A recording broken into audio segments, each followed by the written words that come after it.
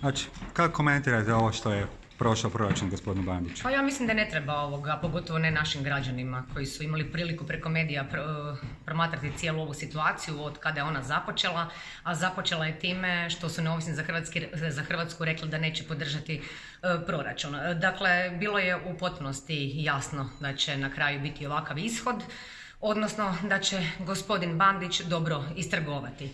Međutim, ovakva trgovina nije svojstvena samo Zagrebačkoj skupštini, nije svojstvena samo gradu Zagrebu, nego nažalost cijeloj Hrvatskoj i ovo danas ovdje je nažalost slika Hrvatske.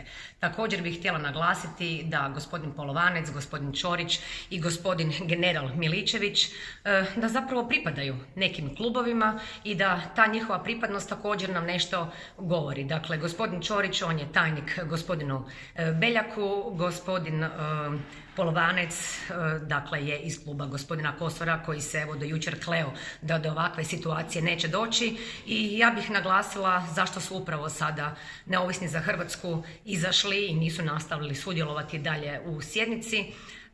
Dakle, gospodin Polovanec je upravo prije nekoliko trenutaka iskoristio priliku i rekao da on sebi kao jedan pravi Zagrepčanec ne može dozvoliti da mu neki s nekim prezimenima diktiraju kako će glasati. Na pitanje novinara o kakvim se prezimenima radi, on je rekao gospodin Hasanbegović. Dakle, potpuno je jasno do kuda ide ta zapravo liberalna tolerancija u kojoj nas cijelo vrijeme uvjeravaju naspram nekakvog ekstremizma za koje optužuju apsolutno neke druge ljude koji s ekstremizmom nikakve veze nemaju. Dakle, jasno je iza ove cijele priče ne stoji samo trgovina gospodina Bandića, nego stoji i trgovina gospodina Plenkovića, dakle upravo zbog ove situacije koje sam malo prije naglasila, a to je da unutra sudjeluju i oni klubovi koji su vrlo bitni u ovom trenutku gospodinu premijeru Andreju Plenkoviću. Vaš zastupnik je pozvao i gospodina Omerbašića da se solidarizira s vama i napusti sjednicu. Da, upravo tako, zato što je bilo potpuno jasno na što je ciljao gospodin Polovanec. Gospodin Polovanec jasno je, dakle, pokazao zapravo jedan otvoreni šovinizam prema drugčijem, drugom i različitom.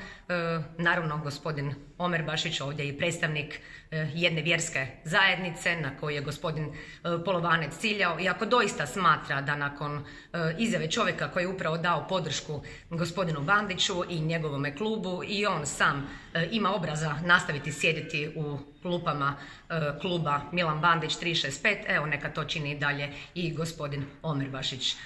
Možda još nije zgorega naglasiti da ovo troje ljudi koji su danas digli ruku za proračun, da su do zadnjega trenutka obmanjivali javnost, govorili da to neće činiti, objavljivali to i na svojim Facebook stranicama i govorili u medijima. Dakle, ovo je jedna perfidna prijevara. Na kraju krajeva, ono što je glavno, Neovisni za Hrvatsku su apsolutno bili spremni za ovaj scenarij i jedan od ciljeva koji smo htjeli postići i postigli smo, to je ono u što smo uvjeravali javnost, da prava oporba zaista u Zagrebačkoj skupštini ne postoji, pa tako ni u Hrvatskom saboru, u ovoj državi, nažalost, svatko se može kupiti. Hvala vam puno. Hvala vam.